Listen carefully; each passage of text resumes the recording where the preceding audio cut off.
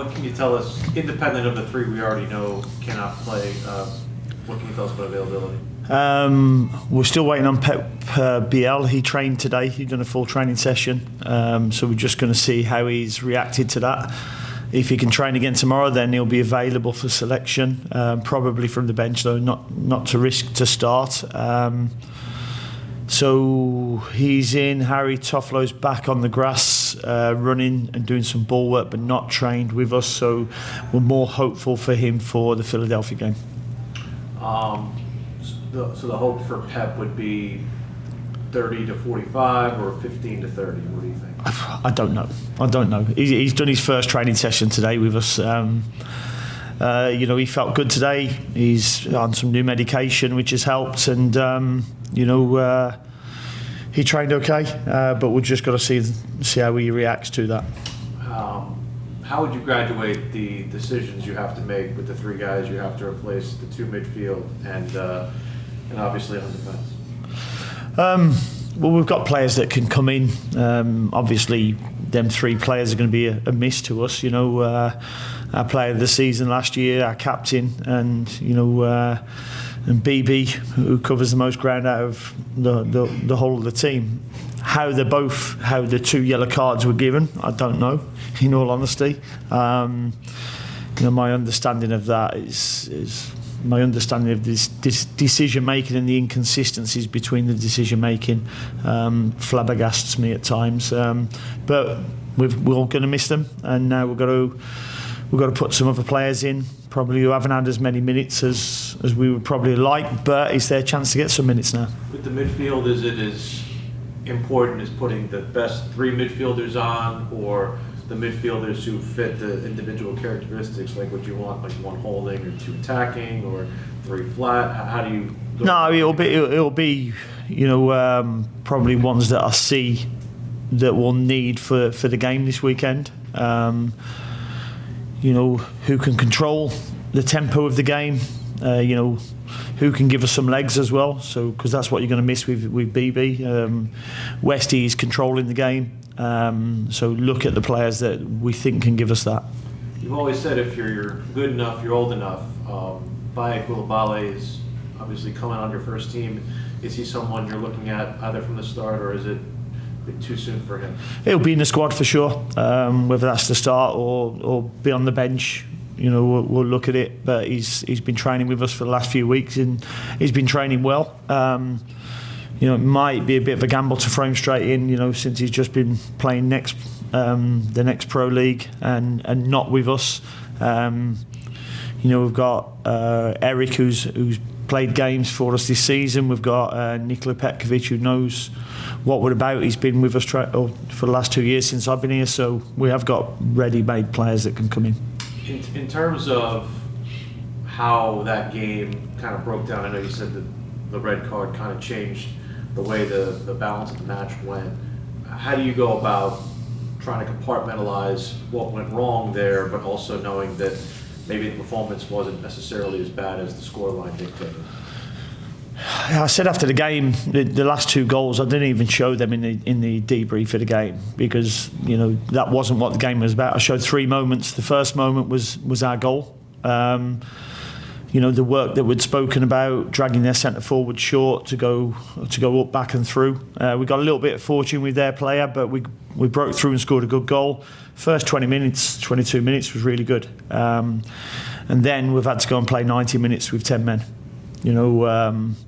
A decision that the referee gave a yellow card for went to VAR, and they decided to re-referee the game for whatever reason.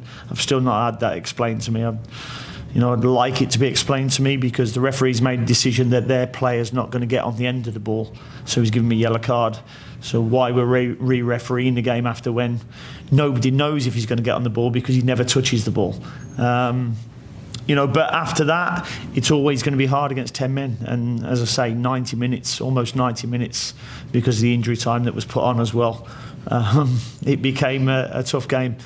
But the second goal, so I showed the red card because we could have done a lot better to stop that, and I also showed the second goal they scored where we could have done better, because I felt, and I said at half time, defensively we're a really good team. We make it difficult for teams. The longer we can stay at 1-1, then the more chance we've got of winning this game. And I felt that at 1-1 they would have got frustrated, last 10 minutes. But that second goal, made us have to go and chase it for the last 10 minutes. And, during that time, unfortunately, we conceded 2 more. I asked Tim this morning, does this feel now like the playoffs, given that while there's no punitive detriment to you losing this game singularly, you've gotten probably past the point where you can't really afford to drop points at any point. Yeah, but I think we're like many of the other teams who are in the top 9.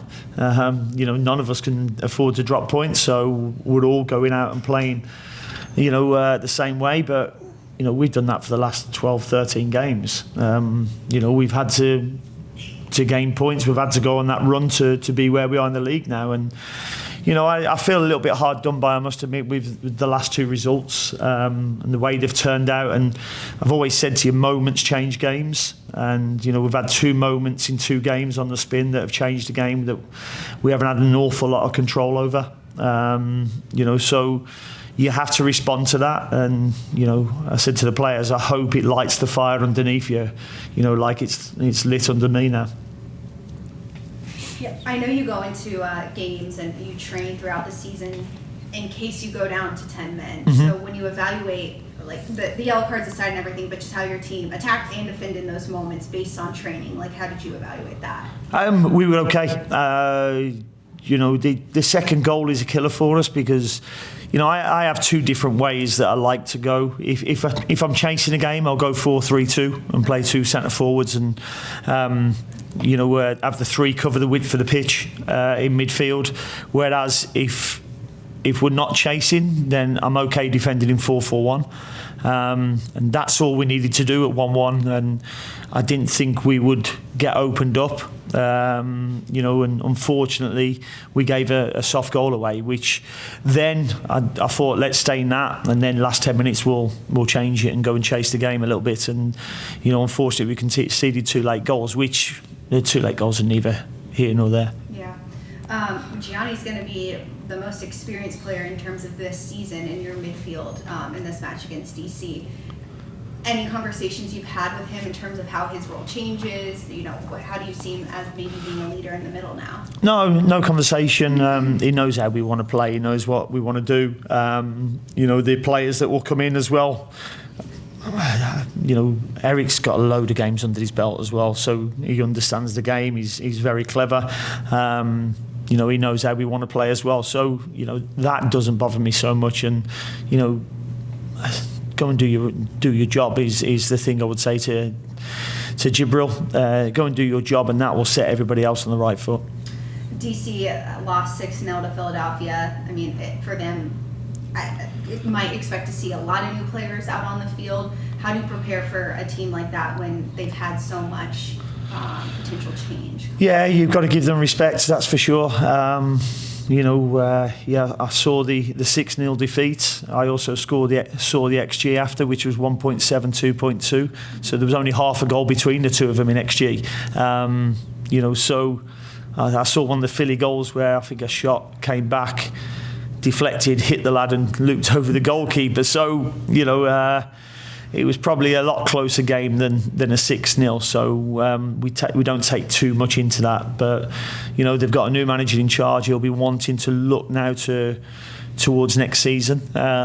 So, we've got to make sure that we start well and play well and just be good in their moments. We can't afford to go down to 10 men. We can't afford to give away penalties because, it doesn't matter where anybody is in the league table. As we found out last week, if you go down to 10 men in this league, it's very tough. And then you had mentioned kind of when Harry initially got injured, like maybe wasn't ready for that 60 minutes, hindsight's 20/20. And now with Pep, like where are you at in terms of wanting to get him minutes and find his rhythm since it has been a bit, but also, if he's injured, you got to be smart there too. Yeah, no, we've got to be smart with all of them. Toff was ready to play. Toff, unfortunately, done it. I think he done it in the first half. Against Red Bull, was it? Yes. I think, yeah. So it's one of them mechanical issues that happened, and we've got to get him back. But we can't risk players with the playoffs coming up as well. 3 weeks away. So we want to get everybody up to pace and ready for the playoffs. Cool. Okay. Cheers. Thank you. Dean, we're close to finish the regular season. How would you evaluate the growth of your team with this being your full second season with the team? I think we're better. We're definitely better this season than we were last season. I think going into the playoffs now, I think we've beaten everybody pretty much, apart from Philly, who we haven't played at home yet. Chicago, we beat them last year though, didn't we? Chicago, yeah. So there's there's clubs there that are going to be in the playoffs that we know about, and we're not fearful of playing anybody, and I think that's a good place to be. Last year we were going into playoffs a little bit unknown. I don't think we'd beaten Inter Miami or a few others in the conference as well. So we're coming up against teams that we hadn't previously beaten, certainly under my watch, and now we're probably beating everybody under my watch as clubs. So we're going into the game, we're going into the playoffs not worried about anybody.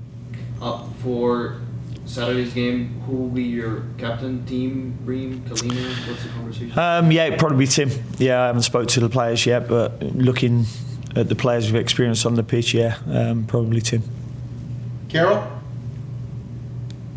Hey, that sounds nice. Let the U.S. men's national team guy be the captain in D.C. Okay.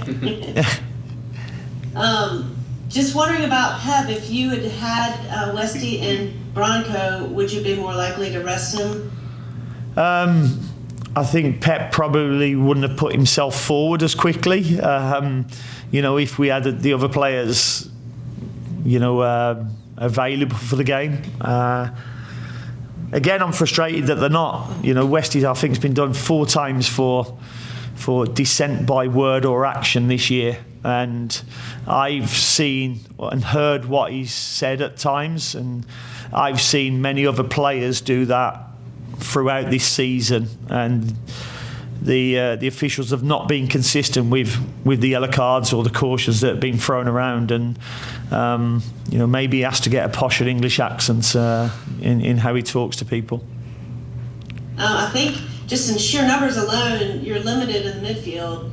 Are you tempted at all to restructure, or to tinker with? Yeah, no, there's an opportunity to restructure. We could play the likes of Kerwin or Wilf inside, and start them as a 10, which we've done before. So it's another way that we're looking, and we've worked on the training ground, just so that, because players would be coming into games who haven't had the previous 90 minutes, and you're thinking, I might have to pull both of them off, and who goes on if they go on. So that's what we're looking at the moment. Okay. And then Christian I can't say his name, Benteke, hasn't had the goal production, obviously, from a year ago. I think he's had some injuries. But is he still dangerous? Yeah, very dangerous. I know him obviously from his spell in England with Aston Villa and Liverpool. I think he was the top goal scorer last season in the league. He missed our home game through injury, but he'll be back, and he'll be looking to finish the season well. And he's a top quality striker. Okay. Did you get any scouting report from Wilf, or you know enough yourself? No, I know Wilf still speaks to him, but I know enough about him myself as well. Right. Thanks, Dean. Safe travels. Cheers. Thank you, Carol. Okay. Do we have anyone else? Jorge, Steve, you guys good? Sounds good. Everyone else good? In terms of, as another option, Privet has played a little defensive midfield in his background. I know that you look at him more as a center back. Is that something you've tinkered with or toyed around with at all, or no? No, he's not played there for 2 years, or not since I've been here. So no, he's a centre back by trade now. And I like him there. He was one of our players of the season last year. A little bit different for him playing on his favoured right foot, because he'll have been used to playing on the left side, playing alongside a deal for the majority of last season and this season. So no, but he's got the experience of, Tim Reeb next to him, which will help him. Dean, thank you for joining us. Appreciate it. Thank you very much.